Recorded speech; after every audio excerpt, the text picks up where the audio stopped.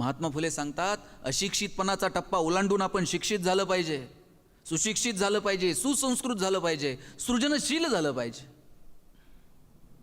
आणि त्यासाठी जग तुम्हाला मोटिवेट करेल की नाही मला माहीत नाही, तुम्ही स्वतः मोटिवेटेड असलं पाहिजे की हो मला ही गोष्ट शिकायची, मला ही गोष्ट करायची आहे. अरे अब्दुल कलाम साहेब या देशाचे राष्ट्रपती झाले.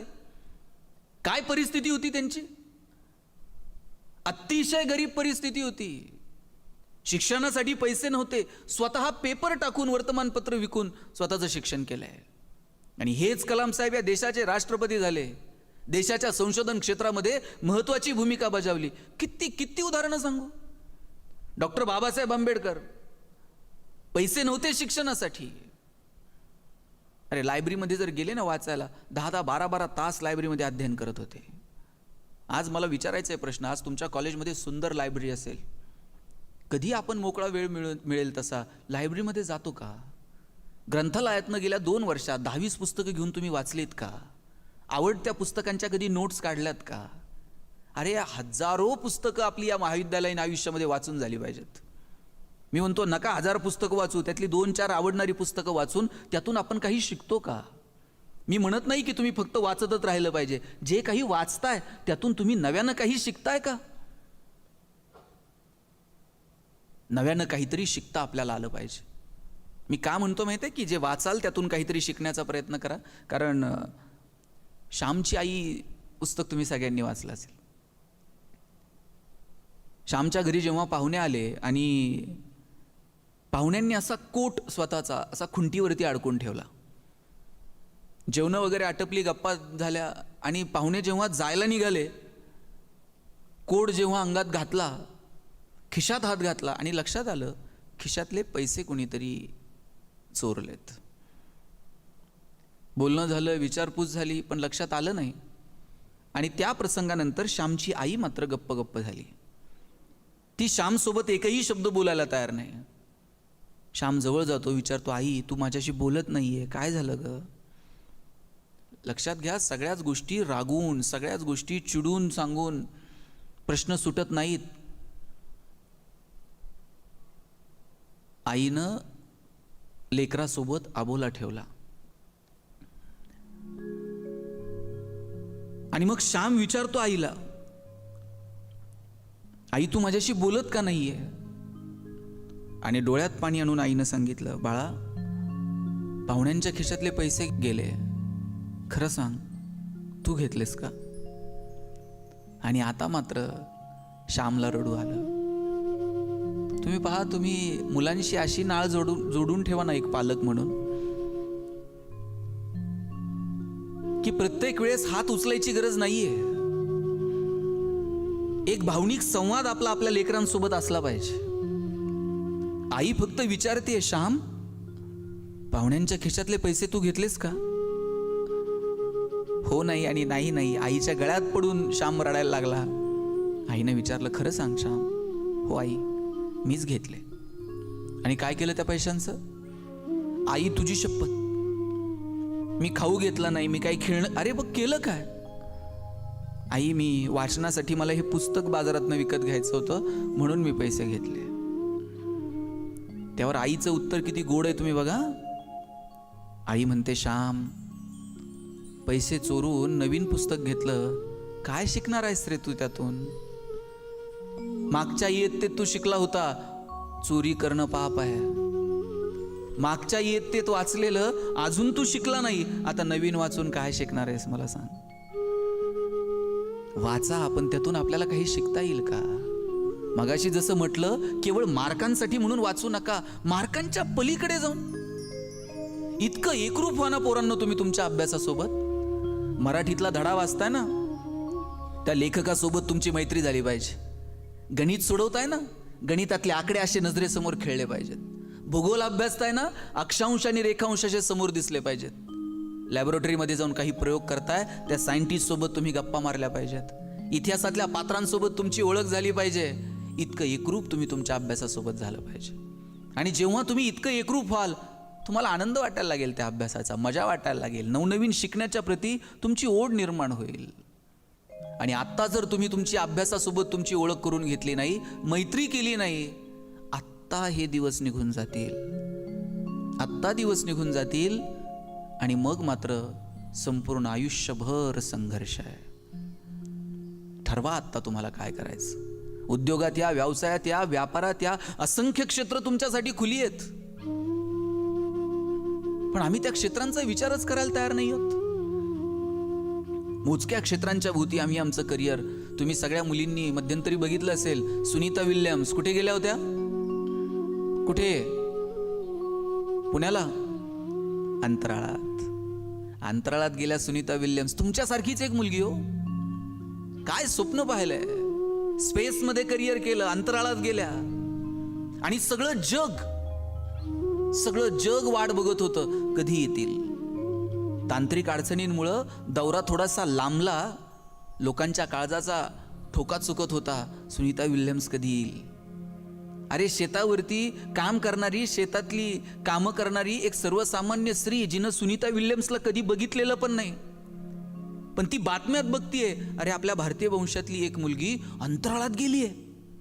अरे खुरपता त्या मैत्रिणी एकमेकींना विचारतात, बाई ती सुनीता कधी येईल कोणाच ठाऊक. किती प्रेम, किती ओढ. आणि का? त्या क्षेत्रात केलेलं करिअर. अरुणिमा सिन्हा नाव ऐकलंय तुम्ही? रेल्वेमध्ये प्रवासामध्ये असताना काही चोरांसोबत झटापट झाली. तिला रेल्वेतनं बाहेर टाकलं. मागून भरधाव वेगानं येणारी रेल्वे तिच्या पायांवरनं गेली. तिचा पाय काढून टाकावा लागला. पाय काढून टाकल्यानंतर एखादी मुलगी म्हटली असती, आता काय करायचं इथून पुढे, काय उरले आपल्या आयुष्यात. पण कृत्रिम पाय बसवते, चालायला लागते आणि ठरवते, पाय नसला म्हणून काय झालं, इच्छाशक्ती तर माझी प्रबळ आहे, जगाला हेवा वाटेल असं काम करेल आणि कृत्रिम पाय घेऊन एव्हरेस्ट शिखर सर करते. काय करिअर आहे हे. अशी कितीतरी उदाहरणं मी तुम्हाला सांगू शकतो. आणि म्हणून मुलांना विनंती आहे की आज आपण आपल्या करिअरकडे थोडंसं गांभीर्यानं बघितलं पाहिजे. आणि पोरांनो, तुम्ही विशेष जागृत राहा. तुम्ही जर तुमच्या करिअरकडे लक्ष दिलं नाही आणि तुम्ही या ना त्या कारणास्तव रडत बसलात तर भविष्यात लग्न सुद्धा होणार नाहीत. आत्ता आपल्याला मेसेज येते इनबॉक्सला, जेवला का? नंतर तू जेवला का, काय केलं, काय, कोणी विचारायला येत नाही. हे आत्ताच्या या सगळ्या आभासी जगातनं थोडेसे बाजूला आपण गेलं पाहिजे. आजच परिस्थिती आज मुलीच्या आईवडिलाला टेन्शन नाही तेवढं मुलाच्या आईवडिलाला लग्नाचं टेन्शन आहे.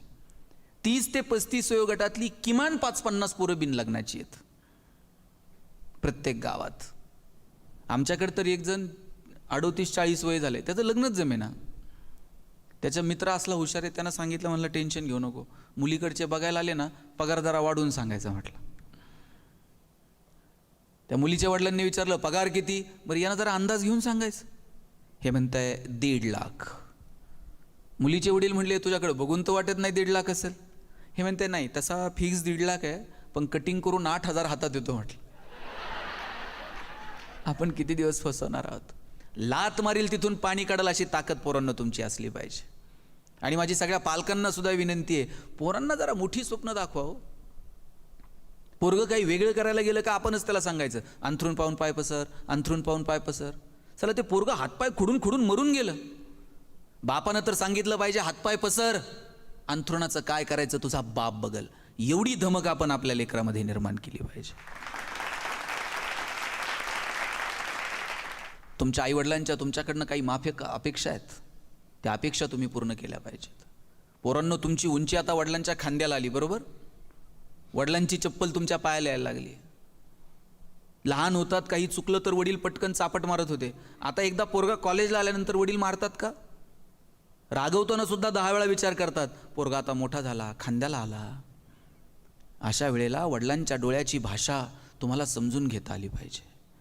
काय अपेक्षा आहे तुमच्या वडिलांची तुमच्याकडनं? तुमच्या बापाची एवढीच अपेक्षा आहे, एक दिवस असा आला पाहिजे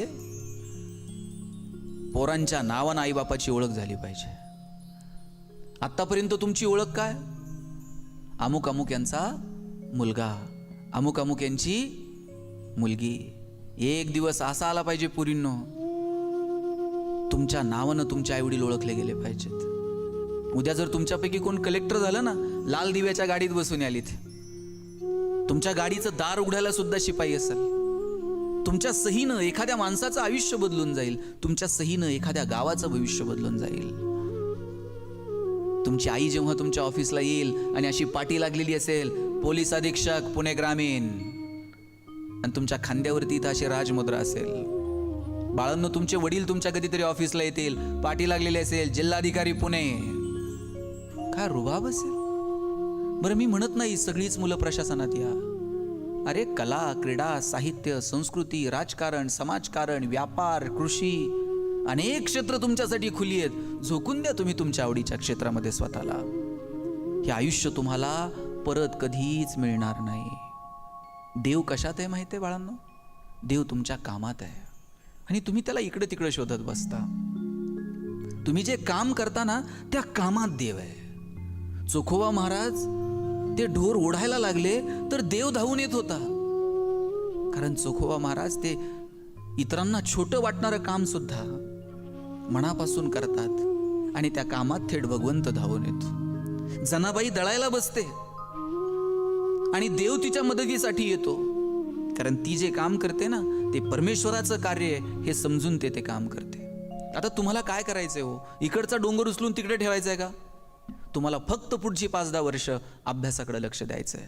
आणि इतका मनापासून करा, इतका मनापासून करा ना, तुमच्या अडीअडचणीमध्ये परमेश्वर धावून आला पाहिजे की अरे, हे लेकरू लय दिवस काम करताय, याला आपण थोडंसं मदत केली पाहिजे.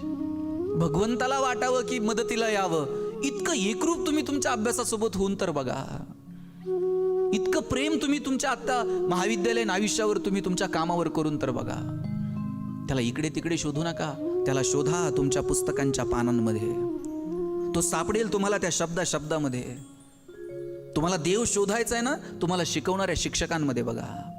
तुम्हाला देव शोधायचा आहे ना, तुमच्यासाठी सकाळी टिफिन करून देणाऱ्या आईमध्ये तो शोधा. देव शोधायचा आहे तुमची फी भरणाऱ्या तुमच्या बापामध्ये, त्याला शोधा. तुम्हाला देव शोधायचा आहे ना, अरे कॉलेजला यायला मला गाडी नाही रे, बसचा पास काढायला पैसे नाही येत रे. अशा वेळेस तुमचा एखादा मित्र म्हणतो रे, नसेल रे, चल माझ्याबरोबर चल आज. त्या तुमच्या मित्रामध्ये देव शोधा. तुम्हाला मदतीसाठी धावून येणाऱ्या माणसांमध्ये तुम्हाला परमेश्वर पाहायला मिळेल. आणि कबीर सांगतात, तो कुठे मिळतो? तो इकडे तिकडे नाही. त्यासाठी आत डोकावून पाहावं लागेल. मुझको कहाँ ढूंढे रे बंदे, मैं तो तेरे पास में.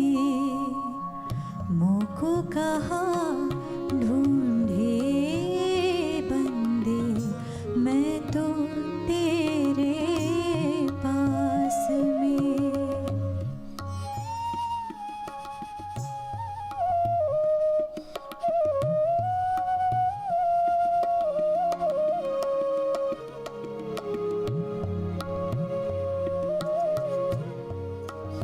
काय म्हणतायत कबीर? मोको कहा ढूंढे रे बंदे, मैं तो तेरे पास. मला तू इकडे तिकडे शोधू नको, मी तुझ्या जवळ आहे. फक्त मला पाहण्याची दृष्टी तुझ्याकडे असली पाहिजे.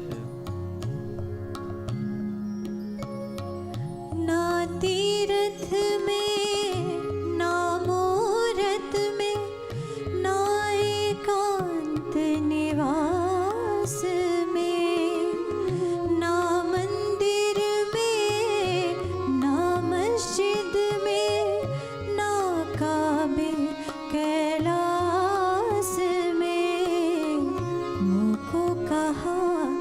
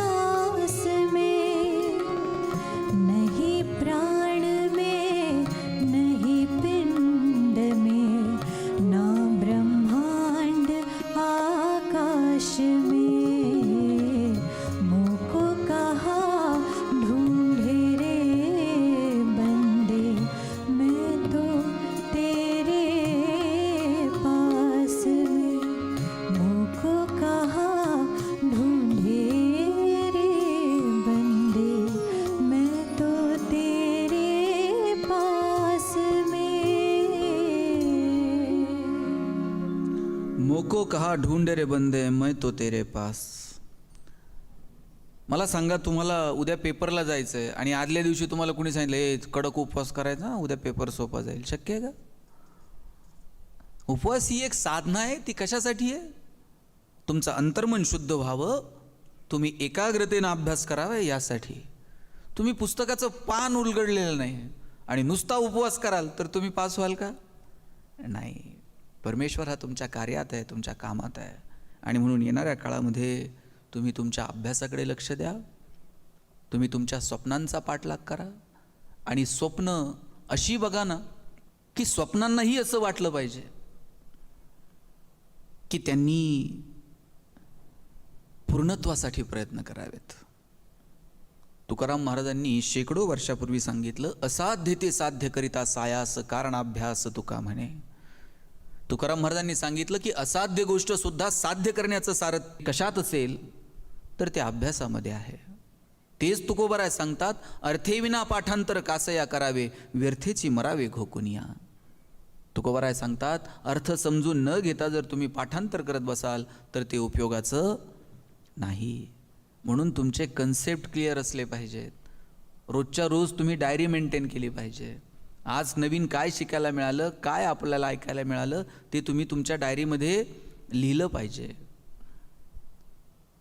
व्यर्थ गोष्टींमध्ये वेळ वाया घालवू नका. चांगल्या सवयी लावा.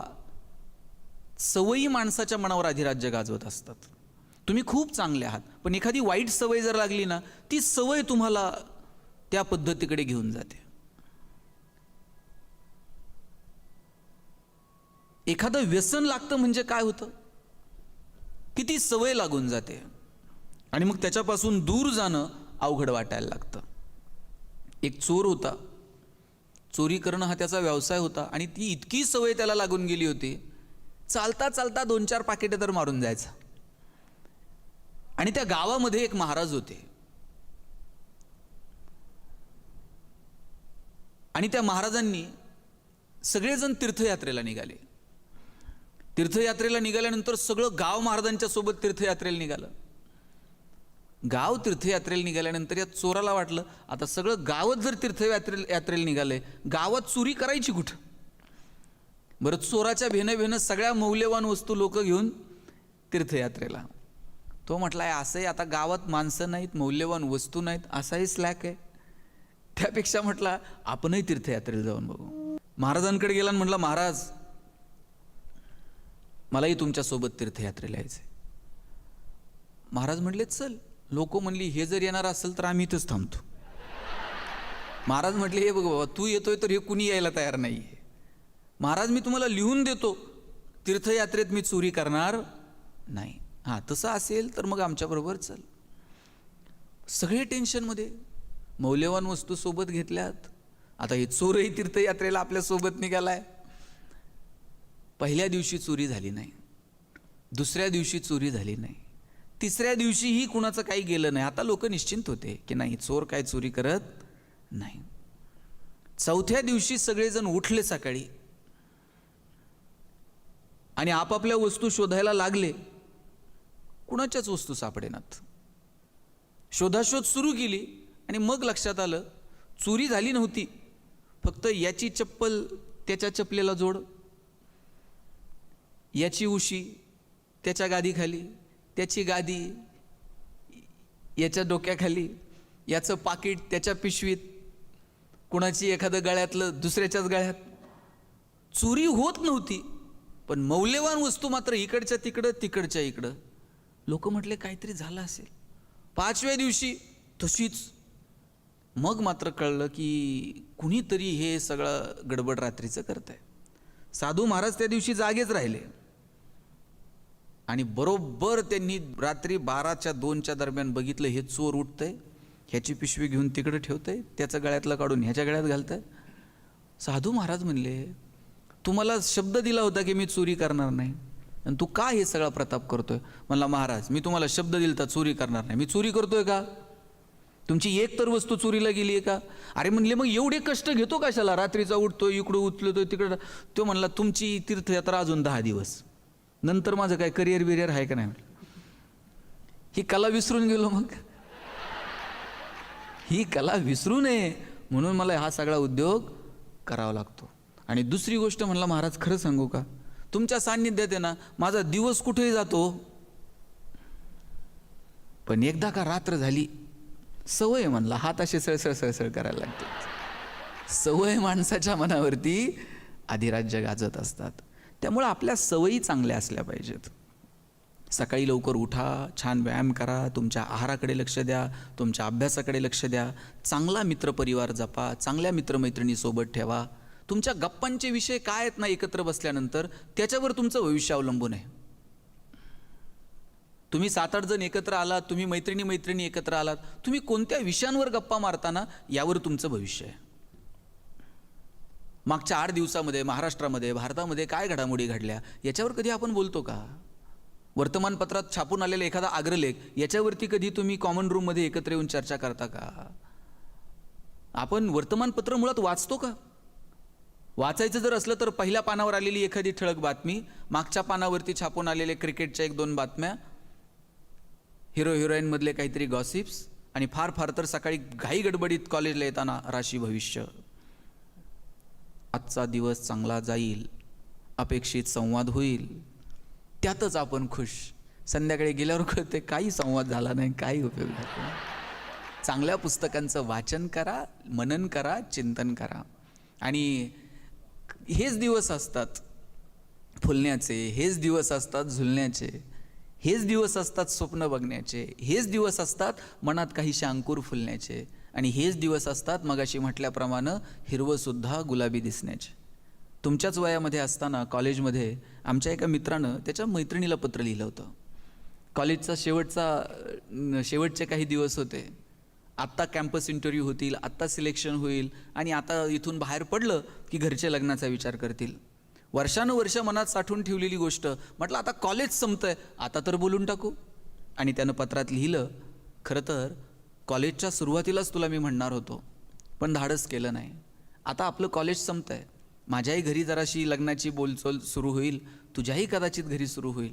मी जर तुला पसंत असेल आणि तुझी जर माझ्यासोबत लग्न करण्याची इच्छा असेल तर उद्या कॉलेजला येताना गुलाबी रंगाचा ड्रेस घालून ये, म्हणजे मी समजेल तुझा होकार आहे.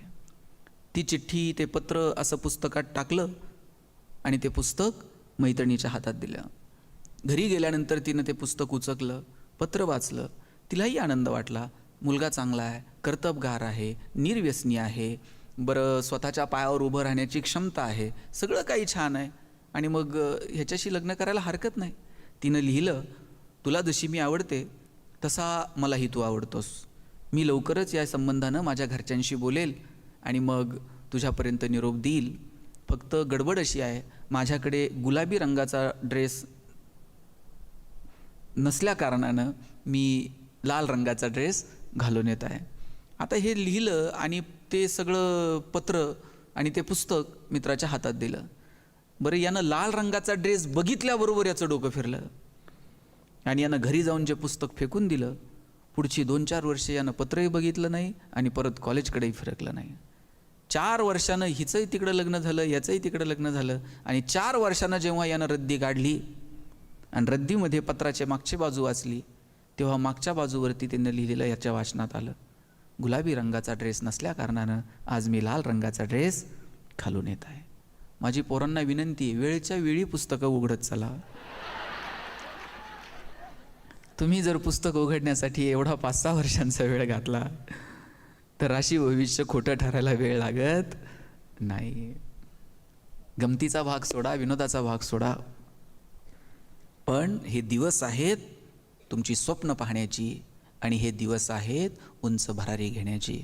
इथं बसलेल्या ज्या कॉलेजच्या मुली आहेत, मला तुम्हाला आवर्जून सांगायचं आहे, तुमच्या घरच्यांचं तुमच्यावर खूप प्रेम असतं.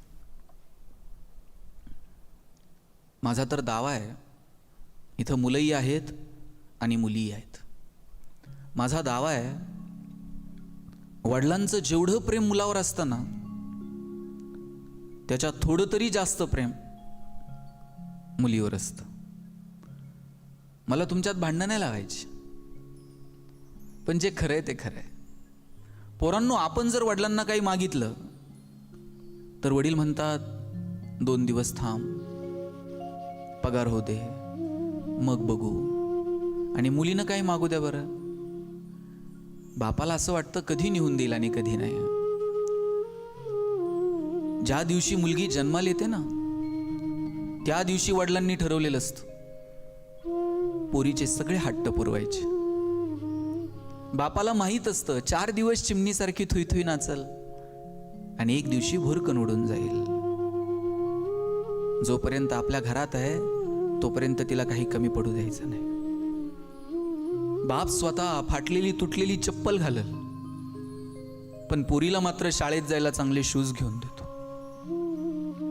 बाप फाटलेलं बनियन घालल, पोरीला मात्र चांगला ड्रेस घेऊन देतो.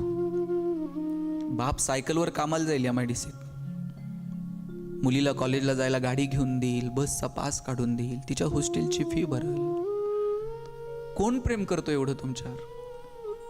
10 मिनिट जर तुम्हाला कॉलेजवरून यायला उशीर झाला ना, 10 मिनिटात बाप 10 वेळा आईला विचारतो, हे कुठपर्यंत आली बघ, जरा फोन कर. वडील थेट तुम्हाला फोन पण लावत नाहीत, त्या आईला विचारतात कुठपर्यंत आली बघ.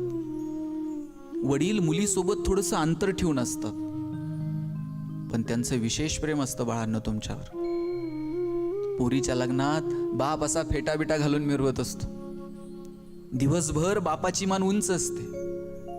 कन्यादान झालं ना, मग वडील मान खाली घालतात, जावायच्या हातात हात देतात आणि सांगतात, तळ हाताच्या फोडासारखी जपली, सांभाळून घ्या.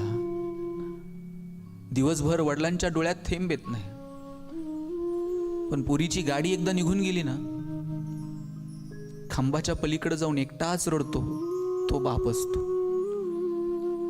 कधीच बापाची मान शर्मेनं खाली जाईल असं वागायचं नाही. बापाला अभिमान वाटला पाहिजे, काय माझ्या पोरीनं कर्तृत्व करून दाखवलं, काय माझ्या पठ्ठ्यानं करिअर करून दाखवलं.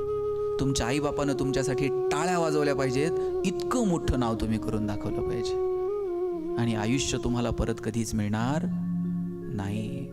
तुम्हाला माहित आहे का किती दिवस आपण या पृथ्वीवरती आहोत? माहीत सुद्धा नाही. असे क्षण निघून जातील, कळणार सुद्धा नाही. कारण जन्म आणि मृत्यू या 2 गोष्टी अशा आहेत, याच्यावर आपली सत्ता चालत नाही. एकदा निरोप आला की सगळ्यांना तिकीट काढून निघून जावं लागतं. कोण गेलं नाही हो? कबीर तर सांगतात, ये मुर्दों का गाव है. कोण गेलं नाही? राजे महाराजे गेले, प्रजा गेली, वैद्य गेले, रुग्ण गेले, कोणी कोणी थांबण्यासाठी आलेलं नाही. ज्या खुर्च्यांवरती बाळांनो तुम्ही आत्ता बसलायत ना, तुम्ही येण्यापूर्वी इथं दुसरं कोणीतरी बसलेलं होतं आणि उद्या आणखी तिसरं कोणीतरी बसलेलं असेल. जिथून मी बोलतोय इथे कितीतरी जण बोलून गेलेत. उद्या दुसरं कोणीतरी असेल, परवा आणखी तिसरं कोणीतरी असेल. आपण मालक नाही आहोत, आपण विश्वस्त आहोत.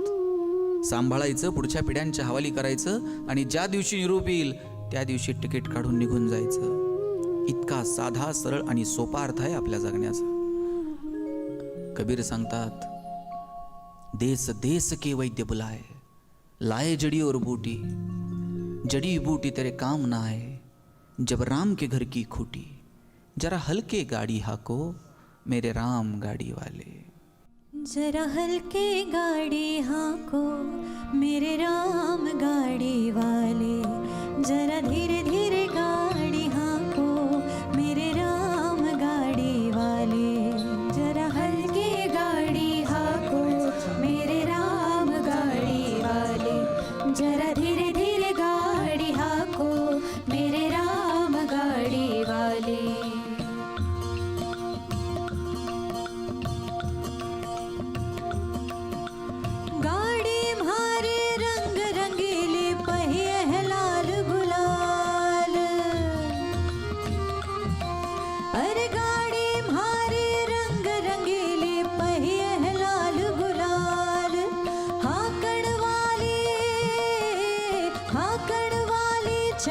छबीली बैठन वालो राम रे भैया हल्के गाड़ी हाँको मेरे राम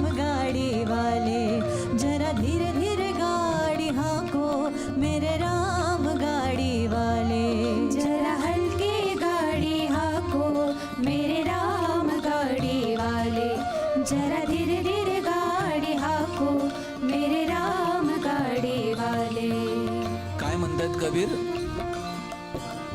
गाडी तेरी रंग रंगेली. काय म्हणतायत नीट समजून घ्या. कबीर सांगतायत की जरा दमानं घ्या.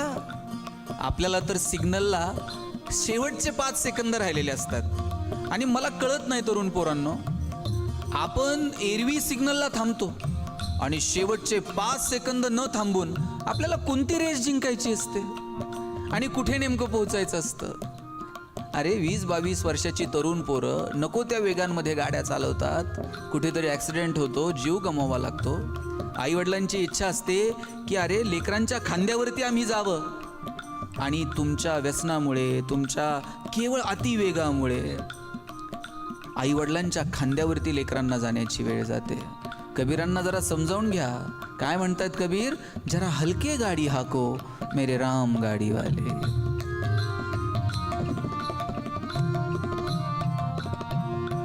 देश देश का वैद बुलाया, लाया जड़ी और बूटी. देश देश का वैद बुलाया, लाया जड़ी और बूटी. जड़ी बूटी तेरे काम न आई, जड़ी बूटी तेरे काम न आई. जब राम के घर की खूटी. रे भैया, काय रे भैया, रे भैया हल्के गाड़ी हाको मेरे राम गाड़ी वाले. जरा धीरे धीरे गाड़ी हाको मेरे राम गाड़ी वाले. जरा हल्की गाड़ी हाको मेरे राम गाड़ी वाले. जरा धीरे धीरे गाड़ी हाको मेरे राम गाड़ी वाले. जरा हल्के गाड़ी हाको मेरे राम गाड़ी वाले. जरा धीरे धीरे गाड़ी हाको मेरे राम गाड़ी वाले. मेरे राम गाड़ी वाले, मेरे राम गाड़ी वाले.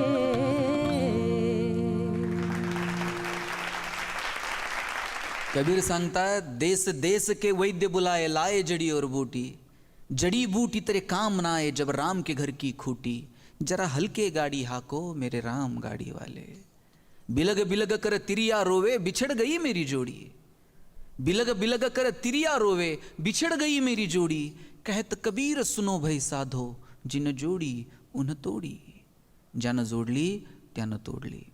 लग्नामध्ये आपण 7 फेरे घेतो, 7 जन्मांच्या अनाभाका घेतो, जन्मोनजन्मी एकमेकांच्या सोबत राहू अशी शपथ घेतो. आपल्याला माहीत आहे 7 जन्माचं सोडा, या जन्मात आपण किती दिवस एकमेकांच्या सोबत आहोत हेही आपल्याला माहीत नाही. कुणीतरी एक जण मागे राहील, कोणाला तर पुढे निघून जावं लागेल. माहीत नाही आपण किती दिवस एकमेकांच्या सोबत आहोत. जोडीदार गेल्यानंतर दुःख होतं. कबीर म्हणतात, बिलग बिलग कर तिरिया रोवे, बिछड़ गई मेरी जोडी. राहिलेल्या जोडीदाराला वाईट वाटतं, दुःख होतं, तो रडतो. बिलग बिलग कर तिरिया रोवे, बिछड़ गई मेरी जोडी. कहत कबीर सुनो भई साधो, जिन जोडी उन तोडी. ज्यानं जोडली त्यानं तोडली. आपण मालक नाही आहोत. वेळ आल्यानंतर तुम्ही काहीही करा, तिथे कुणाची सत्ता चालत नाही. सगळ्यांना एक दिवशी या जगाचा निरोप घ्यायचा. म्हणून जे क्षण पोरांनो तुमच्या हातात आहेत ते मस्त जगा, आनंदानं जगा. आपल्या आपल्या मस्तीत, आपल्या आपल्या धुंदीत जगा. आपल्या आपल्या जगण्याचा आपल्याला हेवा वाटावा इतकं सुंदर जीवन जगा. तारुण्य ही अशी शक्ती आहे ना. तुम्ही बघा, लहान मूल जर असेल आणि त्याला जर तुम्ही सांगितलं हा दगड उचल आणि या काचेवर मार, ते उचलून पटकन मारेल. दगड उचलण्याची ताकद आहे, मारण्याची ताकद आहे, पण अरे दगडानं काच फुटेल, मग कुणाला तर लागेल, चांगलं वाईट ठरवण्याची ताकद मात्र त्या लहान बाळात नाहीये. म्हाताऱ्या आजोबांमध्ये चांगलं वाईट काय हे ठरवण्याची ताकद आहे, पण आता हातात ते बळ, ते मनगटात ती रग उरलेली नाहीये. लहान लेकरामध्ये विचार करण्याची ताकद नाही, मनगटात बळ आहे. म्हाताऱ्या माणसामध्ये चांगलं वाईट ठरवण्याची विवेक आहे, पण बळ उरलेलं नाही. पण तारुण्य मात्र असं आहे, तरुणांची ताकद मात्र अशी आहे, जिथे तुम्ही विचारही करू शकता आणि कृतीही करू शकता. विचार आणि कृती याचं सामर्थ्य जर कुणात असेल तर ते तरुणांमध्ये आहे. आणि म्हणून याच वयामध्ये काही वेगळेपणानं विचार करता येईल का याचा विचार करा. आणि आपल्यासमोर किती आदर्श आहे तो.